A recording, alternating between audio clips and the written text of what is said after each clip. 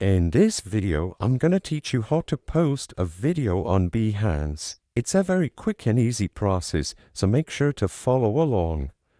To post a video on Behance, all you have to do is make sure your account has its email verified in order to be able to share your work publicly. So verify your email if you haven't already and go to www.behance.net. After you are properly verified and signed in, just use the Share Your Work button at the top right corner of the screen. Select Project from the drop-down menu and you will be redirected to the Portfolio Editor page. In here, you can edit your project, add content, and just click the Video/Audio tab to select your video that you want to edit. After you open up your video, you will get this prompt telling you that your file has been uploaded successfully and is being converted into a web-friendly format. You can wait or save this as a draft and continue later, and you can attach other content to this video as well.